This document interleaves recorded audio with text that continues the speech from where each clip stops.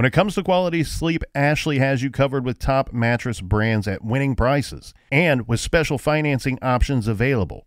You can snooze now and pay later. Plus, your mattress purchase helps give the gift of better sleep to children in need and U.S. Special Operations Forces. Visit your local Ashley store or shop online today and make every snooze count. Financing is subject to credit approval. See store or ashley.com for details.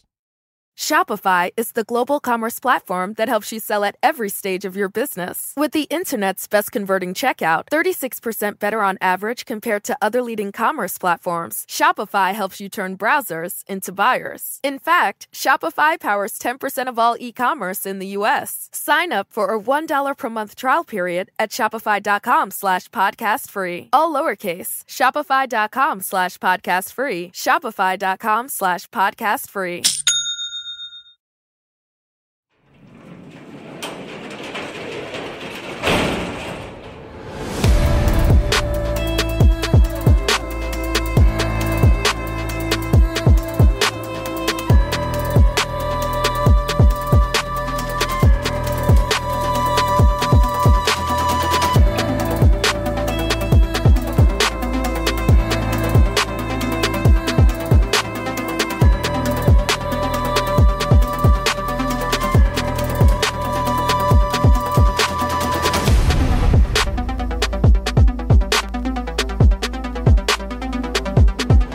Welcome to True Crime Garage. Wherever you are, whatever you're doing, thanks for listening. I'm your host, Nick, and with me as always, we have a man who knows your email password. Here is the captain. And you should be ashamed of yourself. You made it so easy. It's good to be seen. Good to see you. Thanks for listening. Thanks for telling a friend.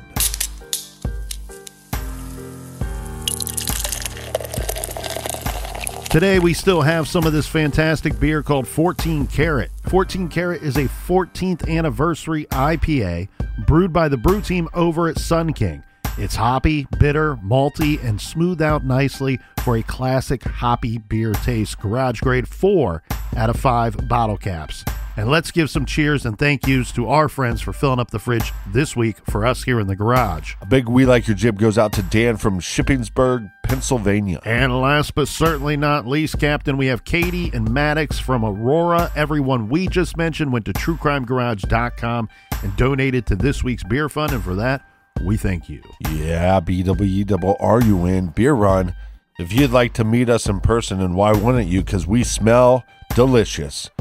We'll be at CrimeCon Nashville this year, and our promo code is TCG for 10% off. We'll also be at CrimeCon UK.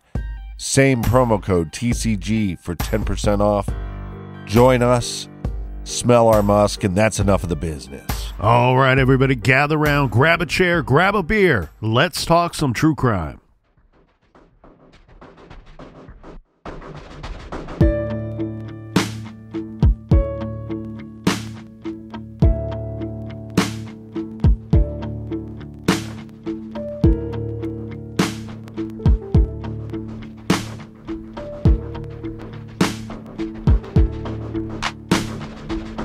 A mother's hope to find her missing pregnant daughter. I would love to see her with her child because she is such a mothering person. Chicago police released new surveillance video of Kierra Coles from 2018. The last moments she was seen running errands, also with a person of interest. The CPD video includes a plea from Coles' mother directly. You could be the one that helped bring Kierra home. While initial surveillance video released by CPD was not Coles, investigators and Coles' family hope everyone will stop to check out these new images to try and close this cold case. If you know something, say something. You know, this is going on too long. And, you know, I just hope anybody out there that knows anything have a heart and finally call in. This afternoon, community organizers prepare for the 5th annual march, We Walk for Her, at 5 o'clock at 35th and King. The purpose? To bring attention to all the unsolved cases of missing women and girls of color. What's most important is that every case, Kierra Coles' case and every cold case, gets the necessary attention that it deserves in Black and brown communities. Coles was a letter carrier. She would be the mother of a young child now. I can't let her down. I got to do all that I can to bring her and her child home safe. Cole's mother says a painful void remains for their family, but hopes someone with information will ease their suffering.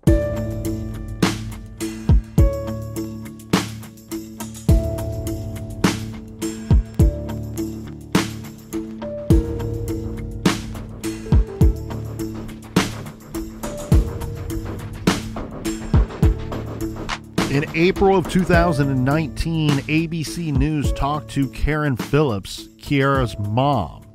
Phillips said she tries to remain positive as her suspicions run high toward her daughter's boyfriend, saying, quote, "I've never pointed fingers at him in the beginning, but all of this time has passed." So by this point, Captain, we're talking 6 months after her daughter has disappeared. She's saying, I haven't heard anything from this guy since the day the police went to do the wellness check.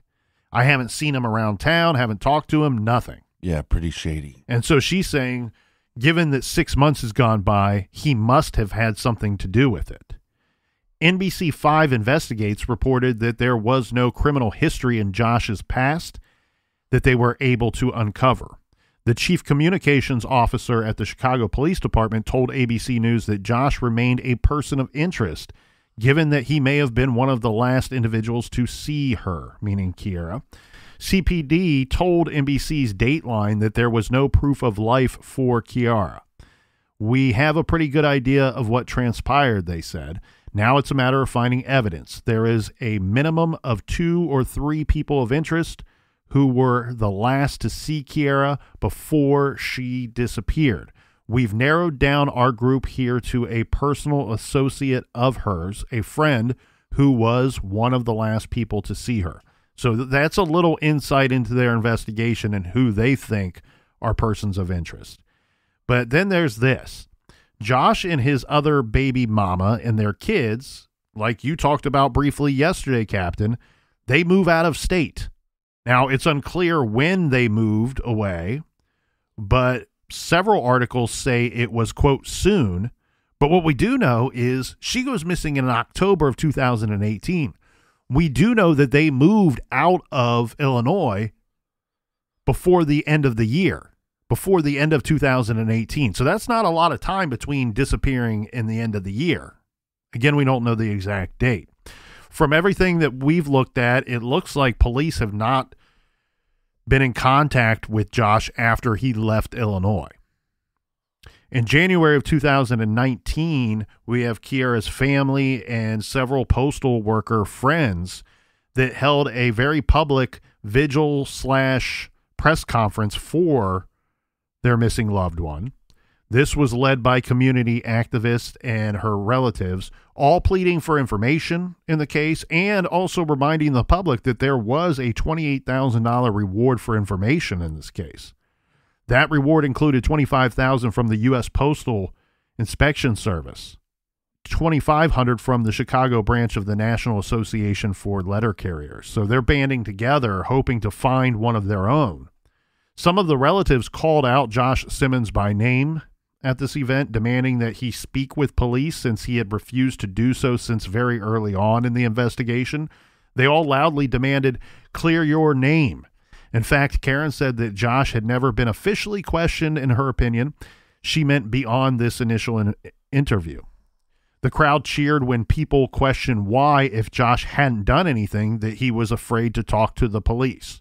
Kierra's dad gave an impassioned speech pointing out that Josh's missing in action status is questionable and should be questioned. And he was begging the public for tips and for leads. Well, just to be clear, I have no problem with Josh getting a lawyer.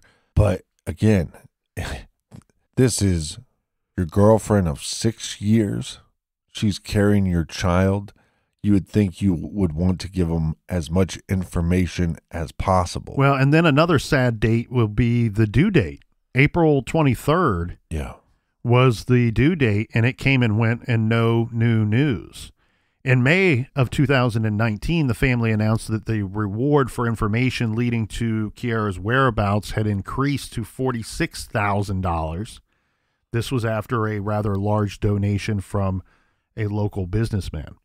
And unfortunately, no one has ever come to collect that money. We've not found Kierra. In July of 2022, there was more bad news. Kierra wasn't found, as we stated, but the CPD announced that they were... This is one of the issues that I have with this case. They announced that they were, quote, suspending the investigation.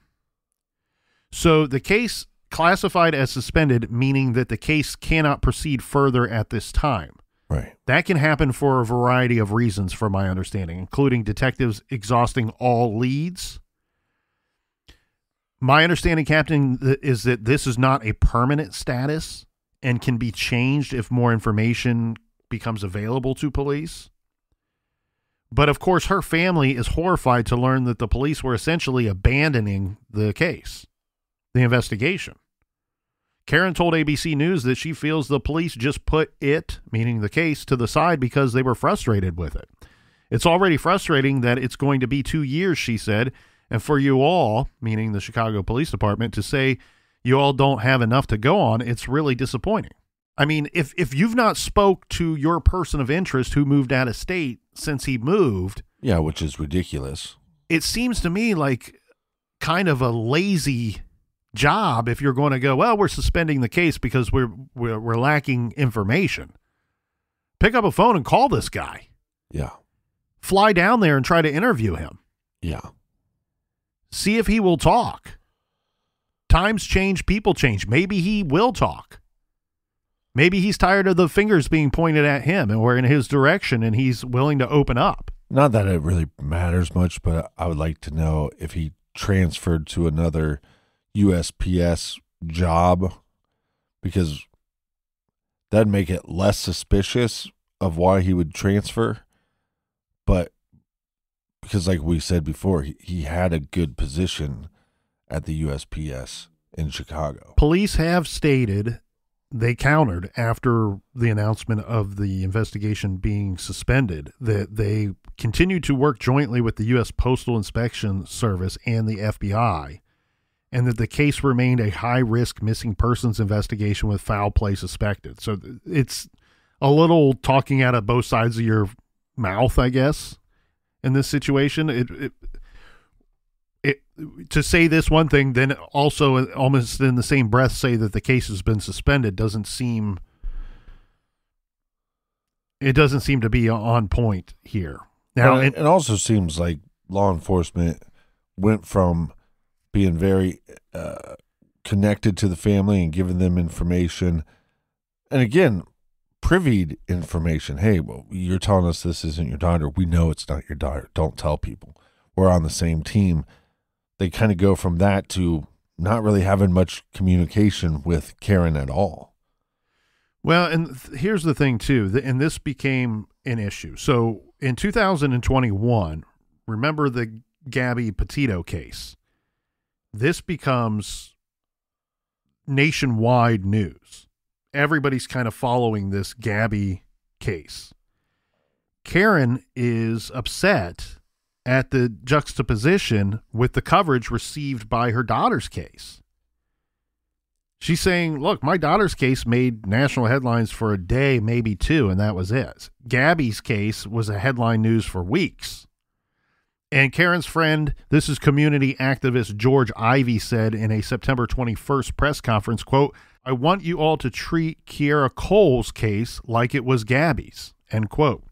Karen said that they will cover a black person's case, but you might see it one time. With a white woman, you might see it all that week or even every week.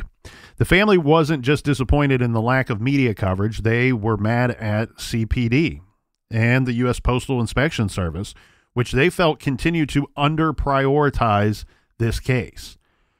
Her father, Joseph Coles, told Chicago Sun-Times in 2021 that he had heard the investigators had their eye on someone, but he hadn't received any updates as of late.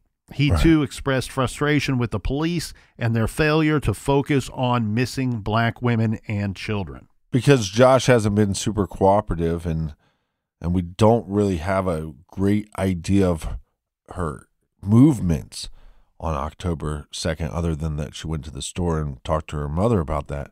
But that's all going to change in June of 2022.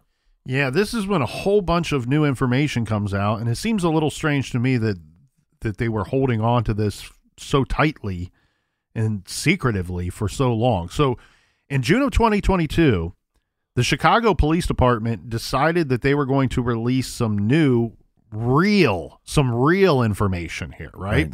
So they issued a 8-minute long video with an update on the case. This was video footage. It contained some video footage from across the street from Kierra's apartment on Tuesday evening, October 2nd, sometime when it was still light outside. It showed Kierra parking her car outside her building and walking into her apartment. This is lugging groceries bags. So this is returning, our best guess would be returning from that trip to the grocery store that we've talked about. And then what we have too on the video footage is a man referred to by detectives as a person of interest subsequently arrives and also enters the apartment. Sometime later, now it's dark outside, Kierra and the man / person of interest walked out of the apartment. They got into Kierra's car with Kierra driving, and they drove off. Minutes later, at 10:43 p.m., Kierra was seen on surveillance footage from inside a 24-hour Walgreens located at 8628 South Cottage Grove. She walks in.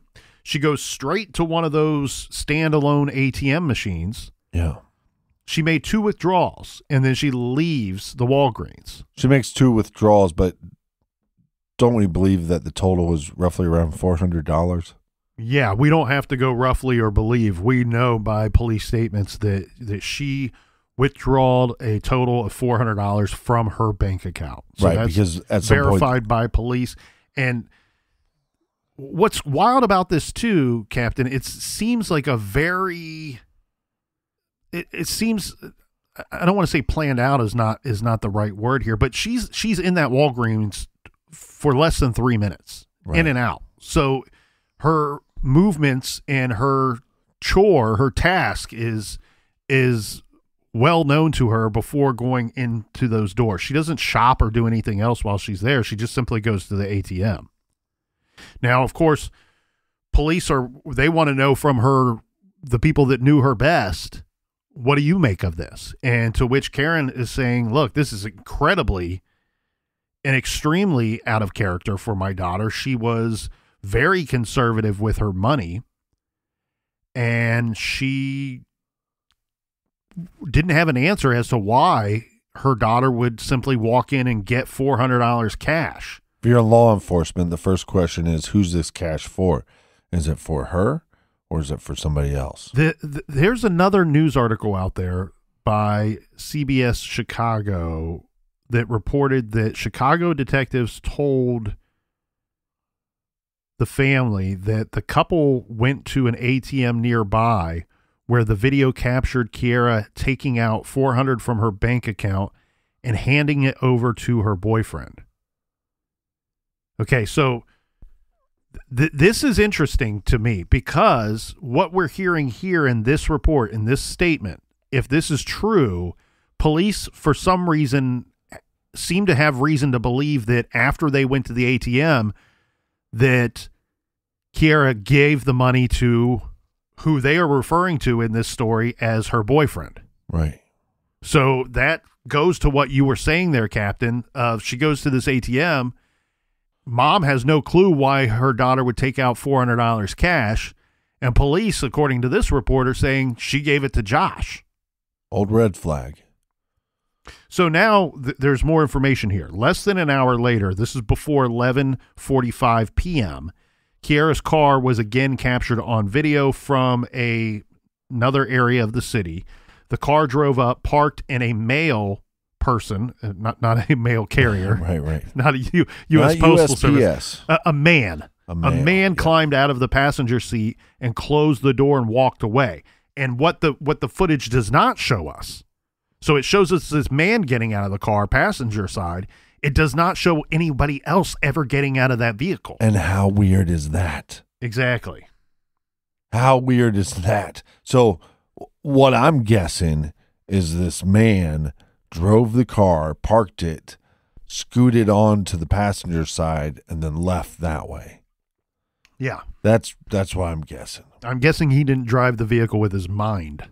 Yeah, there was no ghost rider. I'm the only one that can do that. But there's but there's more evidence of where that car goes. Yeah, so daytime video surveillance from Kierra's neighborhood. It's unclear what time of day. It shows a person of interest driving up to Kierra's block in her car. The man parked the car, got out, walked into the apartment building, into Kierra's apartment, and soon exited after seen carrying some unidentified items out of the place. He then climbs into what is described as his vehicle, which had been parked nearby on the block overnight, and drives off. So in the 8-minute video, it shows some still shots of the interior of Kierra's apartment and 2 shots of the interior of her car with what could be tiny drops of blood splashed on the inside of the vehicle. This is what people have said that they think they're seeing when they see the pictures of the interior of her vehicle. Yeah, there's red drops, but that's not confirmed by police. So for 4 years, everyone believed that Kierra was alive and last seen wearing a postal uniform on that Wednesday, October 3rd. That's right? a big misstep by law enforcement. So we now learn that that's absolutely incorrect. She was actually last seen at an ATM the night before, dressed in a dark jacket or hoodie, leggings, knee-high socks, and sneakers, and a hat. So giving money to her boyfriend. The new timeline putting her missing at about 10:45 p.m.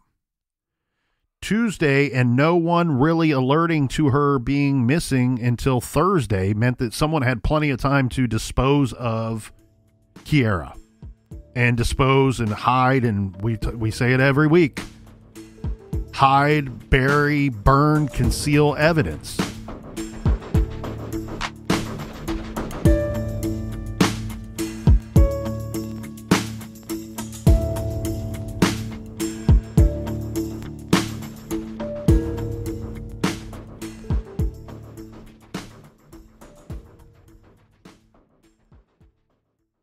This show is sponsored by BetterHelp. Do you look forward to the holidays? Maybe you struggle with seasonal blues.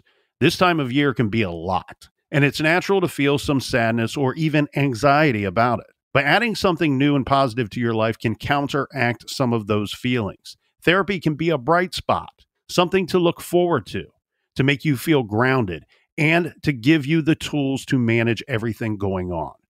If you're thinking of starting therapy, give BetterHelp a try. It's entirely online, designed to be convenient, flexible, and suited to your schedule. Just fill out a brief questionnaire to get matched with a licensed therapist and switch therapists at any time for no additional charge. Find your bright spot this season with BetterHelp. Visit BetterHelp.com/garage today to get 10% off your first month. That's BetterHelp, HELP.com/garage. Shopify is the global commerce platform that helps you sell at every stage of your business. With the internet's best converting checkout, 36% better on average compared to other leading commerce platforms, Shopify helps you turn browsers into buyers. In fact, Shopify powers 10% of all e-commerce in the U.S. Sign up for a $1 per month trial period at shopify.com/podcastfree. All lowercase, shopify.com/podcastfree, shopify.com/podcastfree.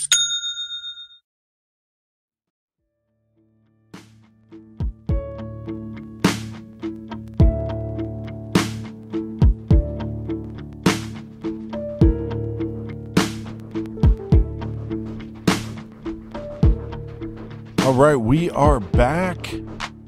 Cheers, mates. Cheers to you, Colonel. Onward and upward. Cheers to you, Captain. Power to the people. Cheers to the people in the back. Well, and a quick reminder, we will be at CrimeCon in Nashville. And if you want to see us, make sure you use our promo code TCG. We'll also be at CrimeCon UK. Same promo code TCG. Join us in Nashville or in the UK. Nay, join us in both Nashville and the UK. Yay. In 2022, Chicago Police Department homicide detective Will Savlar, I believe is how you pronounce his name.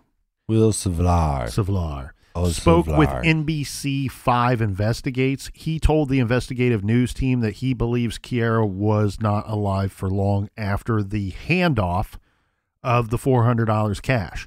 So this is hearing it right from the mouth of a detective. Right from the horse's mouth. How dare you speak of Detective Will Savlar. Maybe that's an upgrade. Who knows? Handoff of the $400 cash. So they seem to have reason to believe that she gets this money from the ATM, hands it off to the person of interest. He specified that the person of interest is not a stranger in this talk with NBC5. He said that this person of interest has regular access to the apartment, but the fact that he came back to the residence after Kierra was last seen was significant. And the good detective goes on to say, in the totality of what happened the night before, that's a big deal, end quote. Note that CPD refers to this person only simply as a person of interest repeatedly and never uses this person's name. They have never confirmed that Josh is or was the person of interest seen on the video with Kierra heading out on Tuesday night and then parking her car on Wednesday alone. Right. But everyone knows that it was Josh that they are referring to. Remember that a couple of years earlier, police had said that they had 2 or 3 people of interest and a good idea of what may have happened to Kierra. But hold on 2 or 3 people, Captain. So Josh and who? But I just want to point out that it seems like law enforcement is like, well, we have video footage of Kierra going into her apartment. And then who follows behind her? Josh. And then they leave and they take Kierra's car. And who does she leave with? Josh. But then when they start talking about these other movements, they never confirm that it's Josh. It's very strange. Well, and, you know, this is something that we should have talked in great detail with Williams about. But again, this is a whole different state. We're in Ohio, so I don't know that it's the same everywhere. But right. You would think the United Postal Service is a pretty uniform outfit, so you would think whatever goes on here probably is going on in other states. But the reason why I'm really honing in on this police statement that where they say time and time again, we've narrowed it down to 2 or 3 people of persons of interest. So everybody, John Q. Public out there and John Q. Garage out there, they all believe that they're seeing Josh Simmons on that footage that was finally put out by police. So if they're saying we've narrowed it down to 2 or 3 people, so it's Josh and who? Right. Do they have reason to believe that he had an accomplice? And the reason why I'm kind of circling around this little detail like some kind of hungry vulture here is that if you have to not only punch in codes and whatnot when you're calling off, but also give some kind of voice, well, we do know, we have reason to believe there's information out there that suggests that the other woman involved in this love triangle, Kierra, who, this is weird too, was also pregnant at the time, but there's information out there that tells us that she worked for the Postal Service as well. Right. So is she the one that calls off for our missing person? Does she punch in the codes and have to give voice, a woman's voice, and call off for her? Well, it makes a lot of sense. And guess who's missing? Josh. MIA. And Kierra. He's like, you got a missing persons investigation on my long-term girlfriend? He gave him the old smell you later and went down to Louisiana. Yes. Smell you later, losers.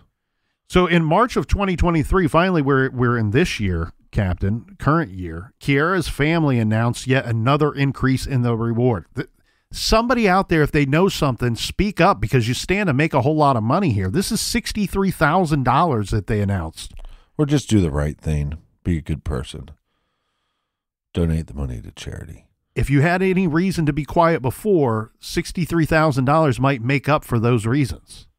So they held another birthday party for their missing daughter, this in September of 2023, and they stated, quote, "As the years go on, it gets harder and harder.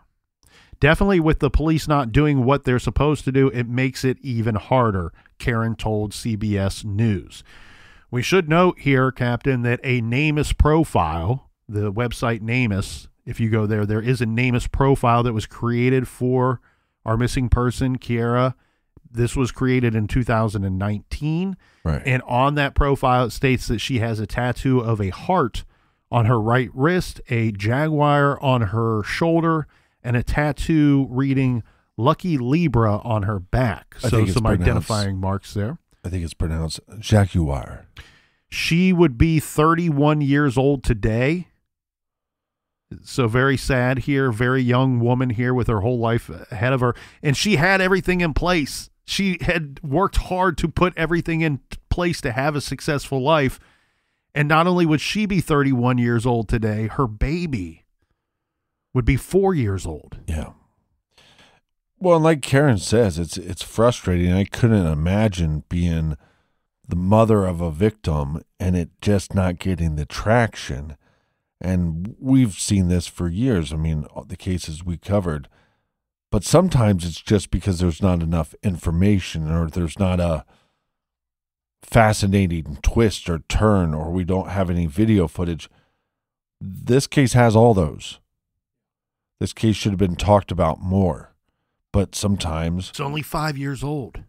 Yeah, but again, sometimes a bigger, more juicy story, the sexier story comes out, and then cases don't get the coverage they deserve. Well, we covered a case just a couple weeks ago here in the garage that was 20 years old. It was at the 20-year marker for a missing loved one. And right. Oddly enough, the person of interest in that case moved to Louisiana as well. I love the state of Louisiana. I love New Orleans. But it seems like lately from the garage, we got a lot of persons of interest fleeing to that state. But I bring that up only because to compare this 5-year-old case with the 20-year-old case, remember in that one, the family, after getting no answers and not being able to give a proper burial to their daughter, are so broken and beaten down after 20 years. Remember, the father said, like, I don't even blame the guy anymore. I don't even really care. I don't even know if he should go to prison anymore. Maybe it was just an accident. I just want to know what happened and where my daughter is. Right.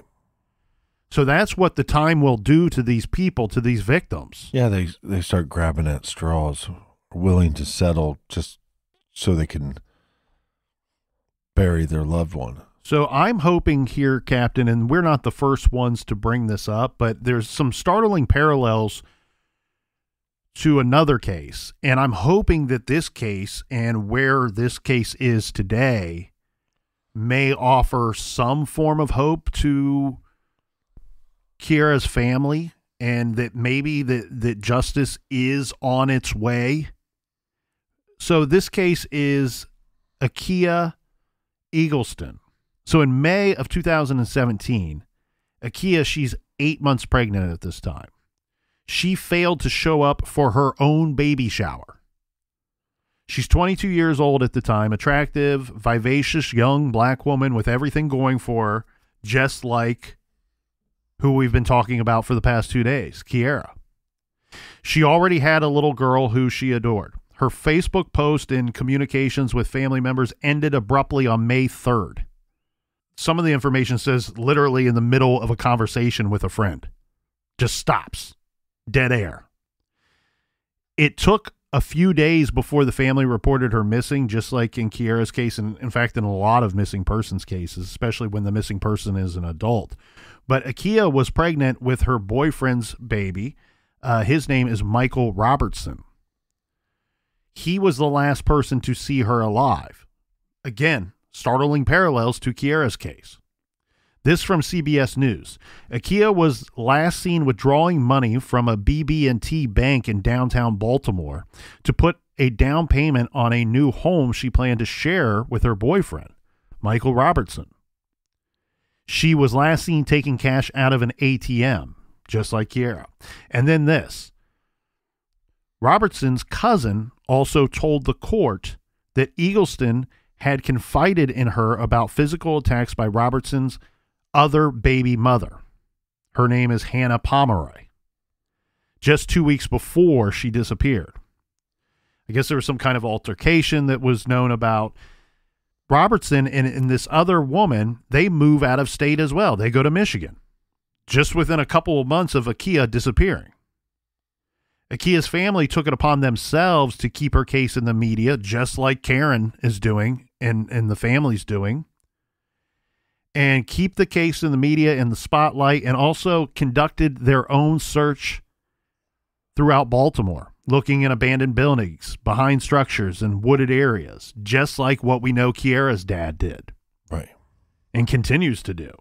Akiah's body was never found, neither was her baby. The baby's father, Michael Robertson, did some suspicious things that drew the old cold eye, drew the old eye of suspicion. Yeah, old red flag. From the family, and got the attention of Baltimore police. So he searched on his computer or phone for dumpster and trash collection schedules and landfill locations in the city dozens of times. Oh, God. So either he's really concerned about trash or he's looking to conceal something. Well, he was trash, so. He lied about needing money for their apartment. Turns out there was no apartment. No preparations had been made to buy or rent a home or an apartment for them. This was just something that he was leading this young woman on. Evidence on his cell phone tracked his movements to Akiah's apartment on May 3rd. So this proved inconsistencies in his statements with police. He was interviewed 3 times by police, and in his statements, they evolved, according to police. Then he admitted that he did see her, and then said that they argued because she wanted him to choose between her and the other woman. Well, police were unable, unfortunately, to find Akiah, but they believe that Robertson killed her in her home and put her in a dumpster. According to the Baltimore Sun, using information from Robertson's phone, they traced the trash route from the dumpsters outside of the apartment to a Northern Virginia landfill. Engineers narrowed in on 20 acres of landfill that were filled with 500,000 tons of compacted municipal waste, filled 40 feet deep within the 3-month window around her disappearance. But they weren't able to dig. There's some kind of safety regulations that prohibit excavating more than 4 feet down of landfill in this area. It took 4.5 years, Captain, but Baltimore police and the FBI put together a circumstantial no-body case against Robertson. He was arrested and charged with 2 counts of murder in February of 2022. In July of 2023, a Baltimore jury found Robertson guilty of 2 counts of first-degree premeditated murder. And the jury deliberated for just 2 hours. So he was found guilty. Robertson appears to be even more of a, captain term, piece of shit than Josh. He's a piece of shit. Or maybe just not as smart because he didn't get away with it. And Josh is down in Louisiana, might even be having a good time for all we know. He's looking over his shoulder. It seems that if Josh had any kind of cell phone or GPS or video trail that he might have been arrested by now, but that's what I'm hoping anyway. Right. If not, those are avenues that need to be pursued, and this case should not be suspended if you have avenues to pursue, which I think they do. I think there's some meat on the bone here, and I just don't like the status of suspended on this case. No. And you wonder if that's is that a decoy to maybe have people relax a little bit and we can gather information and put together a better case. I would hope that's the case, but who knows? But see, what I want to know is, did they collect DNA evidence from the car, and are they able to connect that to Josh's other girlfriend? And I think the police at some point, correct me if I'm wrong, but they made a statement to the fact of, oh, well, we had a suspect, but we don't believe that he had any motive for murder. Well, when you're dating two people and they're both pregnant, there could be a motive for murder. Yeah, and I want to speak to Kierra for a minute. Not Kierra, our missing person. To Kierra, the other woman who it's believed is living down in Louisiana with Josh and their kids. Which might have been involved in this murder and cover-up. Correct. But also may not have been involved at all. If you know some information about this and now this dude's out running around on you again, go get that $63,000 and give the police the evidence that they need to recover this young woman's remains and build a case against Josh. Yeah. And this is why Kierra's mother, Karen, is so correct. You need to shine light and bring attention to these cases. It puts pressure on law enforcement to do their job, but it also puts pressure on eyewitnesses to come forward. It puts pressure on Josh. It puts pressure on Josh's current girlfriend to come forward with information. The more people are talking about it, the more people start realizing this ain't going to go away. And so you share these cases on social media. You tell your friends and family about these cases. And could you imagine if you're Josh and you're sitting and you moved away to try to get away from all this and it starts becoming more national news? Then you have an individual that's getting scared. He's looking over his shoulder. He starts wondering about all the mistakes he made. And somewhere out there, something's going to catch up to him.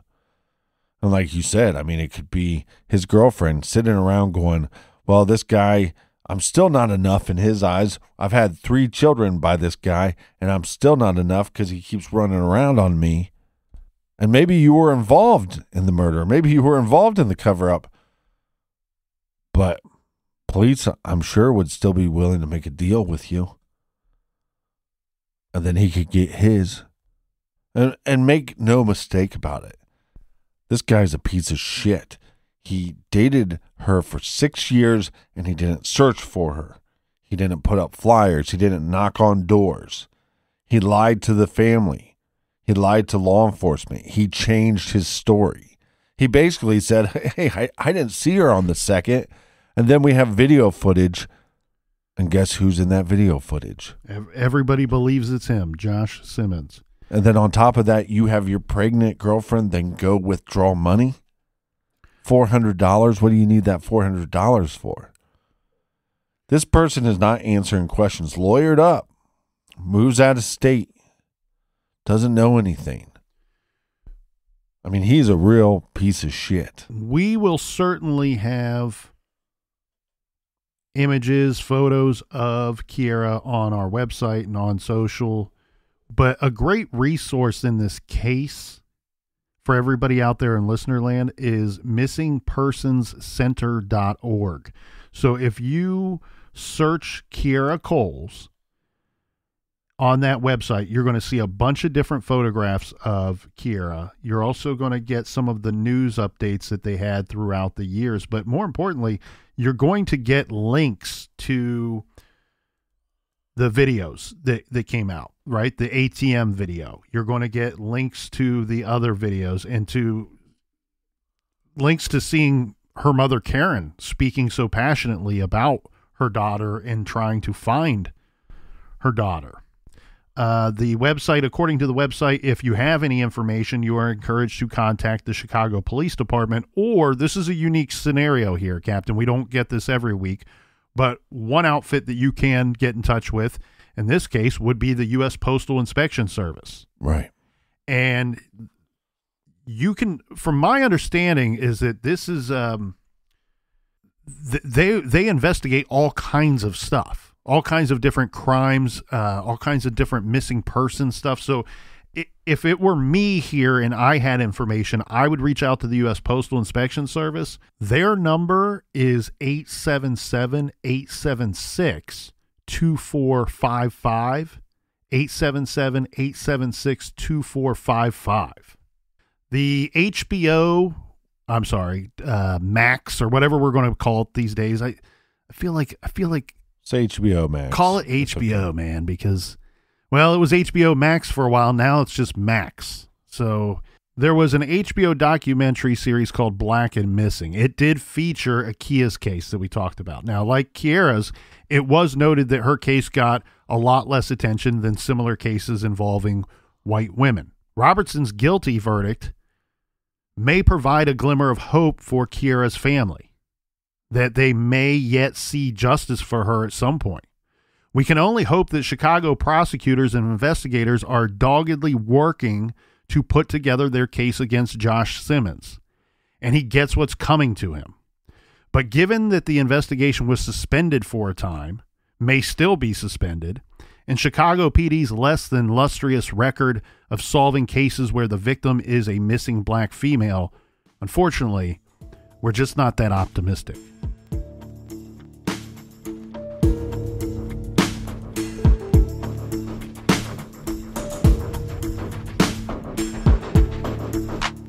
I want to thank you so much for joining us here in the garage. If you'd like to support the show, tell a friend or share a case on social media. Colonel, do we have any recommended reading for the beautiful, beautiful listeners? This week, Captain, we have a combo platter. We have a little recommended listening and a little recommended reading. I love when good people team up for the greater good. And so these are two things that we've recommended in the past.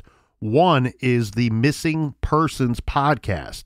We have Mike Morford over there and Jessica Betancourt, who have been great friends of our show for many years. They run the Missing Persons podcast and do a fantastic job. And I just noticed that last week their guest was Bill Gilmore. He is Jennifer Kessie's uncle who wrote the book Aftermath that we have recommended in the past. So check out our good friends over at the Missing Persons podcast and make sure you check out Bill Gilmore's book about his missing niece, Jennifer Kessie. That's a very solvable case.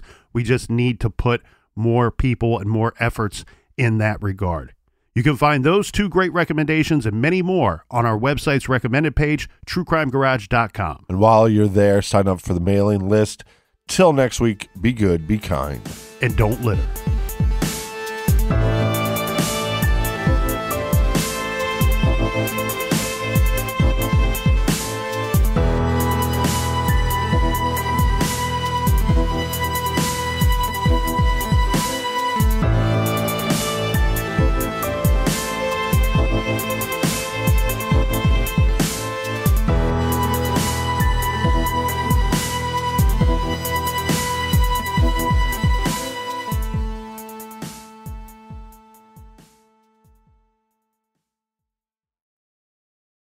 Shopify is the global commerce platform that helps you sell at every stage of your business. With the internet's best converting checkout, 36% better on average compared to other leading commerce platforms, Shopify helps you turn browsers into buyers. In fact, Shopify powers 10% of all e-commerce in the U.S. Sign up for a $1 per month trial period at shopify.com/podcastfree. All lowercase, shopify.com/podcastfree, shopify.com/podcastfree.